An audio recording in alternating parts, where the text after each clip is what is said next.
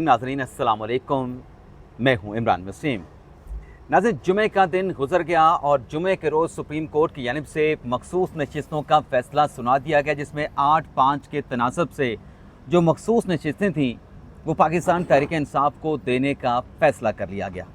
उस फैसले पर नाज़रीन आज हुकूमत के 4 बड़े फ़ैसले मंजर आम पे आए हैं, जिसका ऐलान जो हुकूमती वज़ीर हैं इत्तलात व नशरियात के अता तारड़ उनकी जानिब से किया गया है कि एक तो ये जो फ़ैसला है सुप्रीम कोर्ट का मखसूस नशिस्तों के हवाले से, इस पर हम नज़र सानी में जाएंगे, सुप्रीम कोर्ट में नज़र सानी की दरख्वास्त दायर करेंगे। यानी हुकूमत ये कह रही है कि जो 8 जजेस का फ़ैसला है, 8-5 के तनासब से जो फ़ैसला सुनाया गया है उससे हुकूमत एक्सेप्ट नहीं कर रही, उस पर अमल दरामद नहीं किया जाएगा।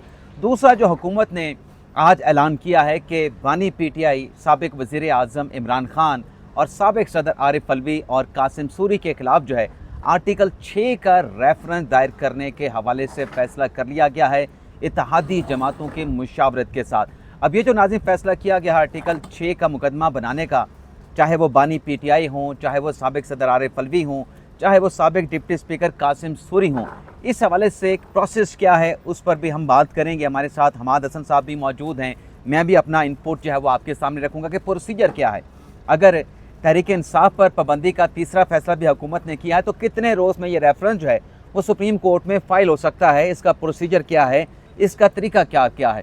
चौथा, नाज़रीन, हुकूमत ने यह फ़ैसला किया है कि वो ओवरसीज़ पाकिस्तानी जिनके हवाले से ये इल्ज़ामात लगते हैं कि वो बाहर बैठ के रियासत मुखालिफ प्रोपेगेंडा करते हैं, रियासत मुखालिफ कैंपेन का पार्ट बनते हैं, बल्कि उसको इनिशिएट करते हैं, उनके जो पासपोर्ट हैं, उनके जो शनाख्ती कार्ड हैं, उनको ब्लॉक करने का फ़ैसला किया गया। यानी मजमूई तौर पर 4 फ़ैसले आज हुकूमत ने लिए हैं। एक, हम नज़र सानी में जाएंगे सुप्रीम कोर्ट में।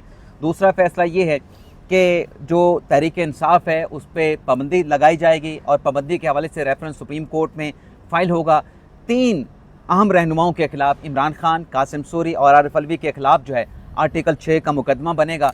और चौथा, जो ओवरसीज़ पाकिस्तानी हैं, बाहर से बह के जो ट्वीट्स करते हैं, सोशल मीडिया का इस्तेमाल करते हैं, उनके ख़िलाफ़ भी कार्रवाई करते हुए उनके शनाख्ती कार्ड और पासपोर्ट जो हैं वो ब्लॉक कर दिए जाएंगे।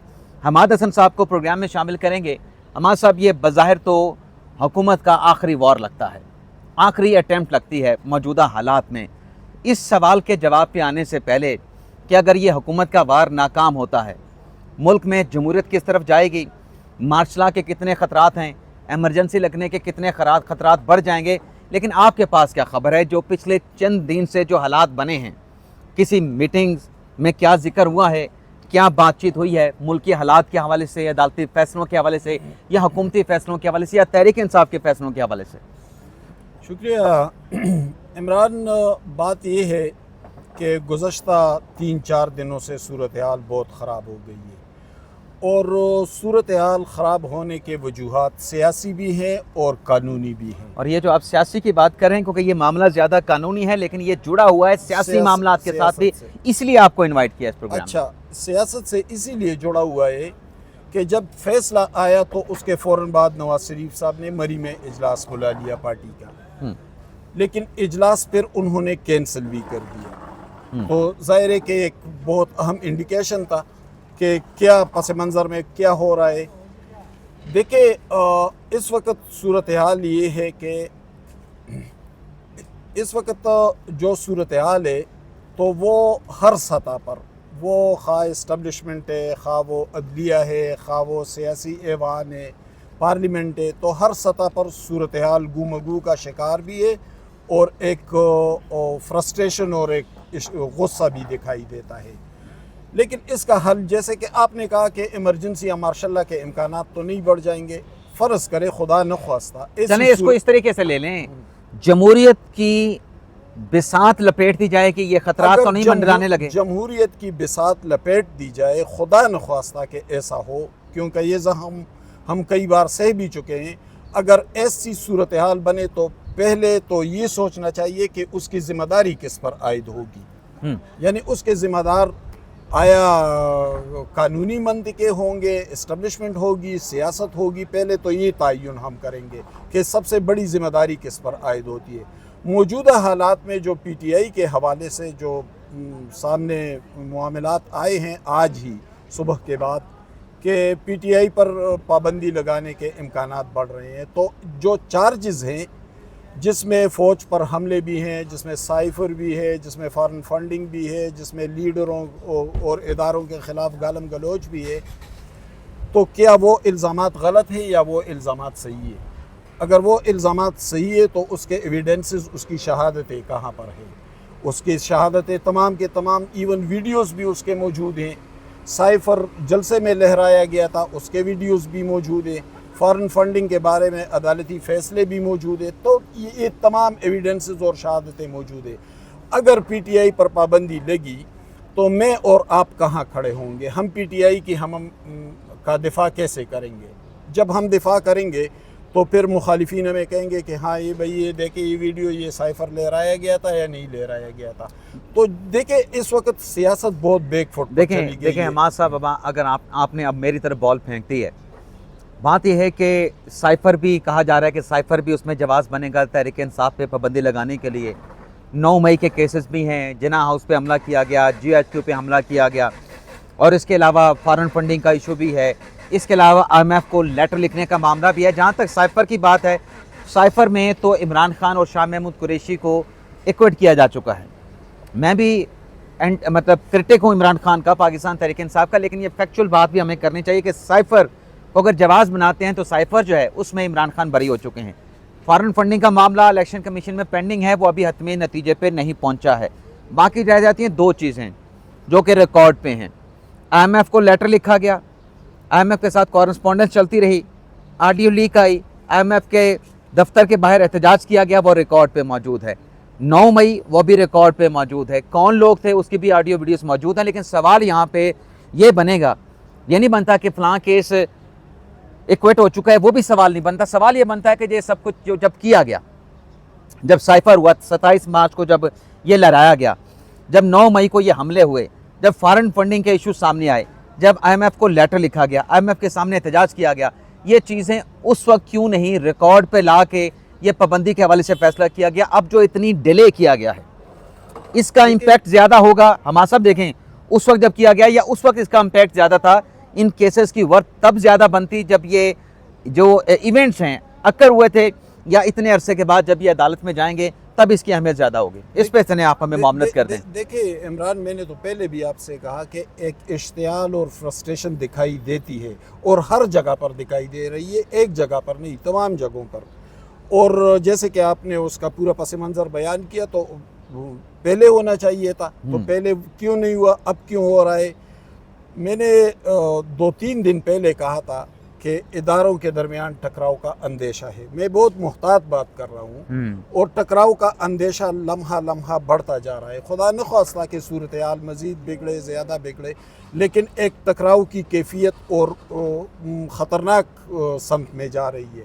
لیکن پی ٹی آئی پر فرض کرے اگر پابندی لگے بھی، تو بھٹو صاحب جو ایک سویلین پرائم منسٹر تھے، انہوں نے نیب پر، جو اس وقت نیشنل عوامی پارٹی تھی، اس پر پابندی بھی لگائی تھی، اور اس کی تمام قیادت بمعاو ولی خان حیدرآباد ٹریبونل میں اندر کر دیے گئے تھے۔ کیا نیب نے کوئی 9 مئی جیسے واقعے میں انوالو تھی؟ نہیں کیا تھا، لیکن اس کے باوجود ان پر پابندی لگی۔ لیکن کیا نیب ختم ہو گئی؟ نیب نے کیا آئی ایم ایف کو کوئی لیٹر لکھے تھے؟ نہیں لکھا تھا۔ تو یہ ایک مختلف کیس ہوگا نا اسے۔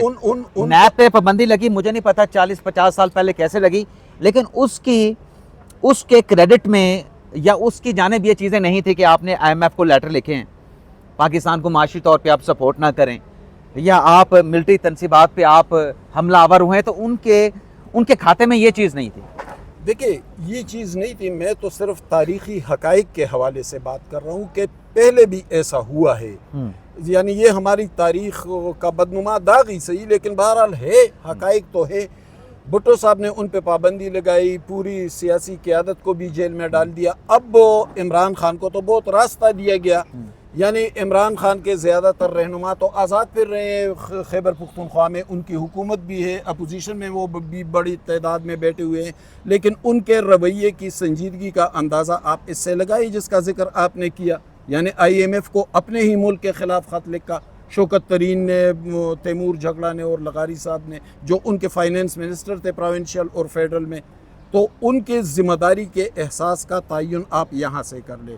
دیکھیں جب رویہ सियासी हो या कहीं भी किसी भी मंतके में हो इंतहाई गैर ज़िम्मेदाराना हो जाए तो चले आप बताएं कि फिर कौन सा रास्ता अपनाया जाए। पाबंदी ना भी लगाए मैं खुद पाबंदी के हक़ में नहीं हूँ, सियासत पर पाबंदी कितन नहीं होनी चाहिए और हमने हमेशा उस पर ज़ख्म सहे हैं। जब भी हमने सियासी हक़ाइक़ को तस्लीम नहीं किया है तो फिर हमें बांग्लादेश की सूरत में सूरत हाल का सामना करना पड़ा है, यहाँ भी नहीं होना चाहिए। लेकिन जो रवैया है, जो सियासी किरदार है, जो कुछ हो रहा है तो फिर उसका मुतबादिल क्या होना चाहिए।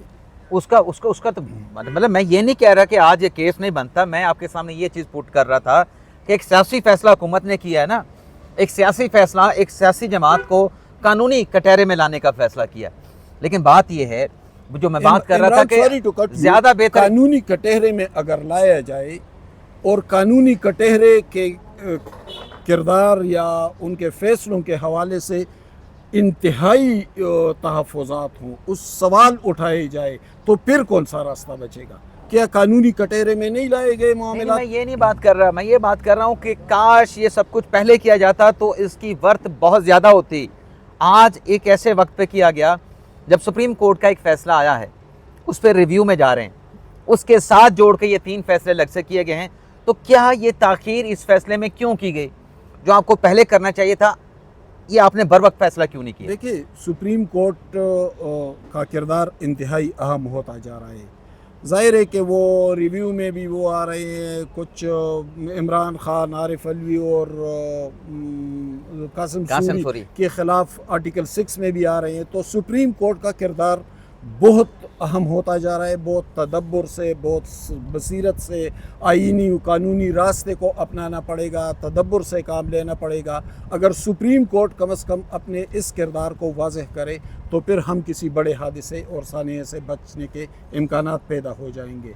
लेकिन अगर सुप्रीम कोर्ट का रवैया खुदा न ख्वास्ता एक ज़िम्मेदार इंस्टीट्यूशन है, उसका रवैया ज़िम्मेदार है, लेकिन माजी में तो हमने देखा है कुछ ऐसे मामलात देखे। ज़ाहिर है कि अदालती कितना माजी, 4 दिन पहले माजी की बात कर रहे हैं या 4 महीनों के माजी की? चलो हम अभी की बात नहीं करते, लेकिन क्या पानामा में इकामा पर सज़ा नहीं दी गई थी और मुंतखब वज़ीर आज़म को घर भेज दिया?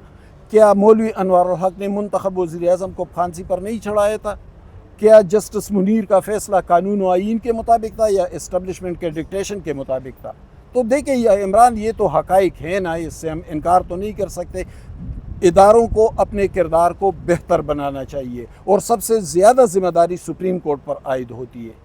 लेकिन ये तो अपना हमाद भी एक ऐसा मैस है, एक ऐसा मैस है जब सुप्रीम कोर्ट में आएगा तो ज़ाहिर सी बात है कि जैसा मैं कह रहा था कि एक ऐसे मामलात में सुप्रीम कोर्ट अब फंसेगी जब ये मामलात यहाँ पे आएंगे। पहले तो थोड़ा सा क्लियर कर दें अपने देखने वालों को कि जो पाबंदी वाला फ़ैसला हुकूमत ने किया है, पहले तो इसके ऊपर वफाकी काबीना फ़ैसला करेगी पाबंदी लगाने का, तहरीक इंसाफ पे उसकी अप्रूवल देगी। फिर उसके बाद रेफरेंस 15 रोज़ के अंदर, अप्रूवल के बाद 15 रोज़ के अंदर सुप्रीम कोर्ट को भेजा जाएगा। फिर उस पर सुप्रीम कोर्ट का बेंच बनेगा और वो सुप्रीम कोर्ट का जो बेंच है वो अब प्रैक्टिस एंड प्रोसीजर कमेटी बनाएगी। वो कितने रुकनी बेंच बनता है, फुल कोर्ट बैठती है, लगता तो यही है कि बड़ा बेंच होगा, लेकिन देखना ये है कि हुकूमत कितने रोज़ में इस पाबंदी के हवाले से काबीना का इजलास बुला के फैसला करती है, या सिर्फ वो कहते हैं ना कि हाथी के दांत दिखाने के और चबाने के और मौजूदा हालात में जो 41 लोग हैं जिन्होंने पाकिस्तान तहरीक इंसाफ में जाना है, ज़ाहिर सी बात है उनके पास और कोई ऑप्शन नहीं। जब उनको एक विंडो आपने दे दी है, एक दरवाज़ा आपने दिखा दिया कि आप इस दरवाजे से निकलें और अपना बयान अल्फी दिखाते जाएँ और बताते जाएँ आप किस सियासी जमात में जाएंगे, तो वो तहरीक इंसाफ के ही जमात में जाएंगे। तो हो सकता है कि ये सिर्फ उनको डराने के लिए कि आप इधर गए तो आप मारे भी जा सकते हैं, तहरीक इंसाफ पे पाबंदी लग सकती है, तो हो सकता है वो ना जाएं, ये चीज़ भी हो सकती है। लेकिन अगर ये आ जाता है तो फिर देखना होगा कि उस पर कितने रुकनी बेंच बनता है और क्या उस पर फिर डेवलपमेंट होती है, प्रोसीडिंग होती है। इमरान एक बात करूं, देखिए सुप्रीम कोर्ट अवामी सतह पर तो हमेशा इफ्तिखार चौधरी की वकला तहरीक हमारे सामने है, अवाम ने तो हमेशा एतमाद किया। लेकिन अभी कुछ अरसे से जो सिलसिला चल रहा था कि दबाव डाला जा रहा है, फैसले अपनी मर्ज़ी के मुताबिक या इस तरह की कुछ चीज़ें चल रही थी। देखिए सुप्रीम कोर्ट का फ़ैसला आया मखसूस नशस्तों के हवाले से, तो ज़ाहिर है वो इस्टबलिशमेंट की ख्वाहिश तो ये नहीं थी जो फ़ैसला आया, ہم کھل کر بات کریں نا اسٹیبلشمنٹ کی خواہش کے برعکس ان فیصلہ کی آیا، خواہش کیا تھی؟ پھر 24 گھنٹے کے اندر اندر عدت کیس کا فیصلہ آیا اور سارے کے سارے عمران خان کے حوالے سے آئے. فیصلوں پر انتہائی تحفظات بھی ہیں. ہم تو چھوڑیں، ہمارے سارے جو آپ کے دوست ہیں وکلاء حضرات وہ بھی اس حوالے سے بات کرتے ہیں. تو دیکھیں سپریم اب تو حکومت نے ریویو کا فیصلہ کرے نا حماد صاحب، آپ کو کیا لگتا ہے کہ ریویو کے حکومت کے پاس گنجائش کیا ہے اور اس کے نکات کیا ہو سکتے ہیں کہ یہ قانونی نکات ہیں جس پہ آپ اپنے فیصلے پہ ریویو کریں؟ آپ کو ویسے کیا لگتا ہے بظاہر دو چند پوائنٹ؟ دیکھیں یہ تو ایک تکنیکی مسئلہ ہے، ٹیکنیکل مسئلہ ہے، اس پر تو کوئی وکیل بول سکتا ہے. تو دیکھیں نا اس میں یہ ایک پوائنٹ تو یہ ہو سکتا ہے کہ دیکھیں شیڈول جاری کرنے کا اختیار جو ہے وہ الیکشن کمیشن کا ہے. شیڈول آلریڈی جاری ہو چکا ہے، ایک پروسیس مکمل ہو چکا ہے، دوبارہ سے سپریم کورٹ کیا شیڈول دینے کا اختیار رکھتی ہے کہ جو ایک سیاسی جماعت میں چلے گئے ہیں ان کو سیاسی جماعت سے نکال کے دوبارہ سے ان کو وقت دیا جائے کہ آپ فیصلہ کر لیں کس سیاسی جماعت میں جانا ہے. دوسرا یہ ہو سکتا ہے کہ آپ سے جو ریلیف مانگا ہی نہیں گیا تھا، سنی اتحاد کونسل اور پاکستان تحریک انصاف کے وکلاء جو کمرہ عدالت میں موجود تھے وہ تو کہہ رہے تھے کہ تحریک انصاف کو دیں. آپ نے تحریک انصاف آپ کے سامنے موجود ہی نہیں تھی، آپ نے تحریک انصاف کو پکڑا دی. یہ کس جوریسڈکشن میں آپ نے دی؟ یہ بھی ایک پوائنٹ ہو سکتا ہے. اور پھر یہ بھی نقطہ آگے رکھا جا سکتا ہے کہ یہ تو خود الیکشن کمیشن میں پشاور ہائی کورٹ میں اور سپریم کورٹ کے سامنے جو یہ کہتے رہے وہ یہ کہتے رہے کہ ہمیں دیں، سنی اتحاد کونسل کو دیں، نہیں تو کسی کے نہ دیں، کسی کا رائٹ نہیں بنتا. دیکھیں لیکن یہ ایک بظاہر تو 3-4 پوائنٹس لگتے ہیں کہ یہ تو ہوں گے ویلڈ پوائنٹس ہے. ظاہر ہے یہ جو میں کہہ رہا ہوں نا کہ بہت سے لوگوں کو تحفظات ہے تو انہی پوائنٹس کی بنیاد پر ہے نا. اور ریویو تو ویسے بھی ایک قانونی حق ہے، وہ تو میرا اور آپ کا بھی بنتا ہے. تو اگر لیکن اسکوپ کم ہوتا ہے لیکن اگر حکومت اس حوالے سے ریویو میں آ رہا ہے تو ٹھیک ہے، ان کا حق ہے، وہ اس حق کو وہ استعمال کریں گے.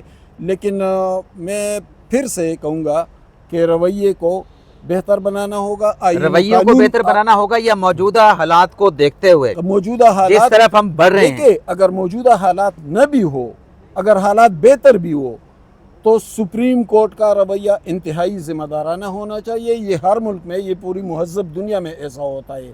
یہاں پر ظاہر ہے کہ کچھ فیصلوں کے حوالے سے نہیں میں کاٹوں گا. ہمارے بہت سارے دوست مجھے کہتے ہیں عمران صاحب آپ کو یہ بیماری ہے کہ آپ اگلے کی بات کاٹ دیں، لیکن بات بڑی اہم ذہن میں آئی ہے. آج ہمارے ایک دوست کے ساتھ گفتگو ہو رہی تھی، آپ کے پی سے ان کا تعلق ہے، ان سے اسی معاملے پہ ہم ڈسکس کر رہے تھے یہ کیا فیصلہ اور کس طریقے سے. انہیں کہا جائے کہ یہ سیاسی کیسز کے جو فیصلے ہیں نا یہ آئین اور قانون پہ نہیں ہوتے.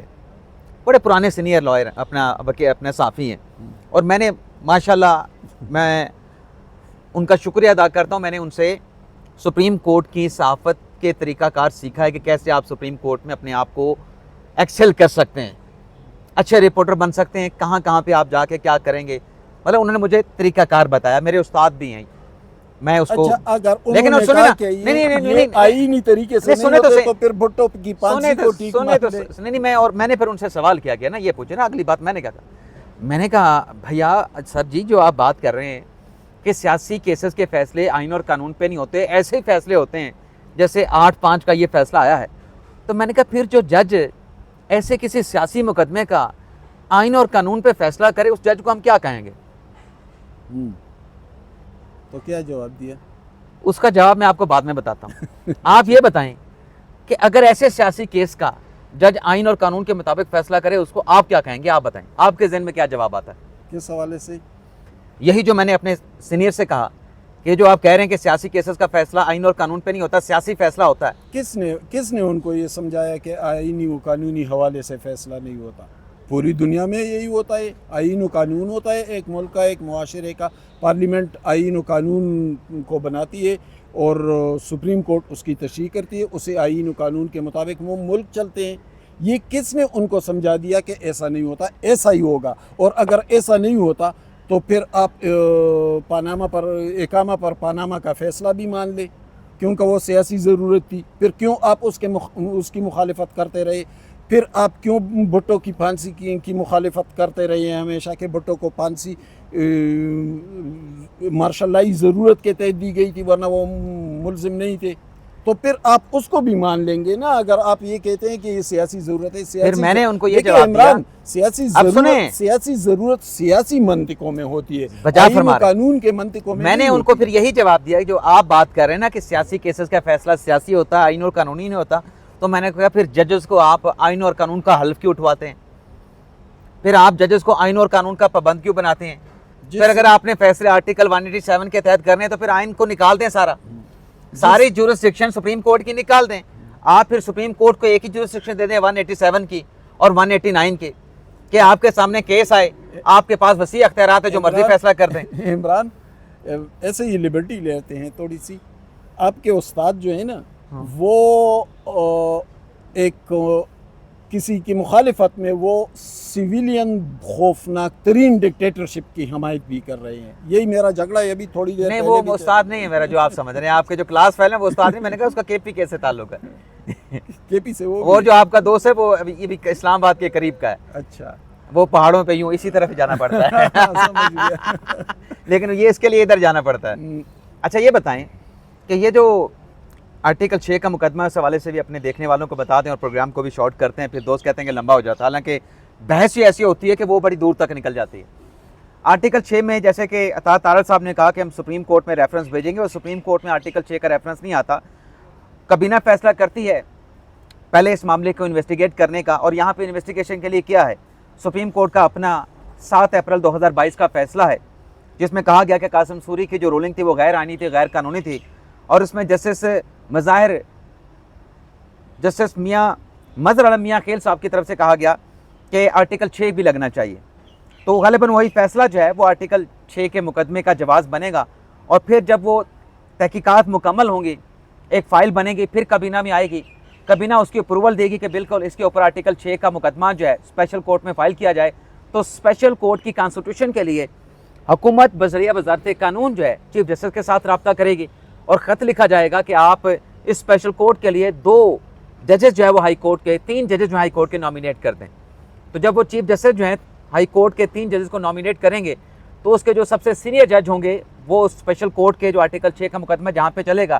ابھی ہم فیصلے پہ بات کر رہے ہیں, پتہ نہیں یہ آرٹیکل 6 کا مقدمہ بنانے کا حکومت ہو سکتا ہے آگے چل کے فیصلہ واپس لے لے, لیکن اگر ہوا تو پھر وہ جو 3 ججز نامینیٹ کریں گے چیف جسٹس آف پاکستان, ان میں سے جو سینئر ہوں گے وہ اس بینچ کو پریزائڈ کریں گے.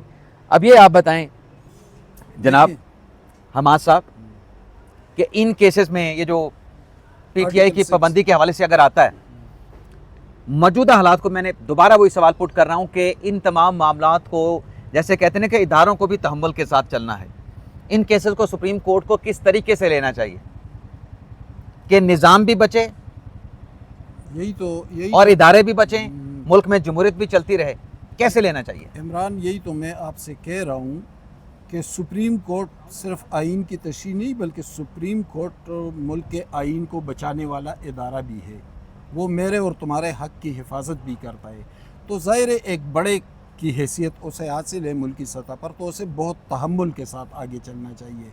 یہ جو جذباتی فضا دیکھنے میں آئی, مطلب ہم تو یہاں سپریم کورٹ میں ہوتے ہیں, بہت سی باتیں ہمارے سامنے ہوتی ہیں, تو اس سے میرے خیال میں نکلنا چاہیے. اور رہی آرٹیکل 6 کی بات, تو بغاوت کا مقدمہ ہے, پہلے سیاستدانوں کے خلاف آرٹیکل 6 لگے ہیں یا بغاوت کے مقدمے بنے ہیں, لیکن سزا صرف ایک ہی ہے, پرویز مشرف کو ہوئی تھی. پرویز مشرف کو ہوئی تھی, لیکن اس عدالت کو پھر مظاہر نقوی نے ختم بھی کر دیا تھا. عدالت کو تو مظاہر نقوی نے ختم کیا تھا, لیکن سپریم کورٹ نے نہیں, اس عدالت کو ختم تو مظاہر نقوی صاحب نے کیا تھا, لیکن جو ملزم تھا اس عدالت کا, جو مجرم تھا پرویز مشرف, اس کے دفاع میں عمران خان صاحب کی کابینہ آ کے پریس کانفرنس کر رہے تھے. عمران خان نے خود ان کی حمایت کی تھی, اور عمران خان نے بار بار میڈیا سے کہا تھا وہ مشرف کے ساتھ کھڑے تھے. یہ تو میں نے بار بار یہ بات کی کہ جب آرٹیکل 6 کا معاملہ آیا, جب آمریت اور مارشل لائی حکومتوں کے خلاف بات آئی, تو عمران خان جو 2 نہیں 1 پاکستان کی بات کر رہا تھا, وہ پھر دوسرے پاکستان کے ساتھ کھڑے ہو گئے تھے, اور وہ مشرف کے وکیل بن گئے تھے.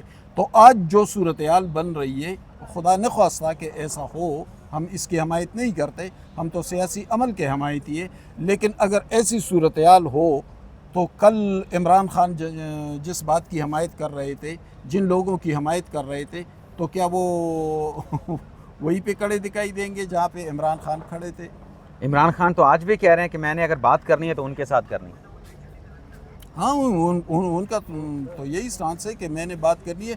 تو آرمی چیف اور D G I S I میں بتاتا بھی ہوں کہ میں نے آرمی چیف اور D G I S I کے علاوہ بات ہی نہیں کرنی ہے. وہ تو خود کو اب بھی ان کا نمائندہ بنا کر پیش کر رہا ہے. اور انہیں کتنا ریلیف دیا گیا. یہ آرٹیکل 6 جو آج لگ رہا ہے یہ تو 2022 کا واقعہ ہے.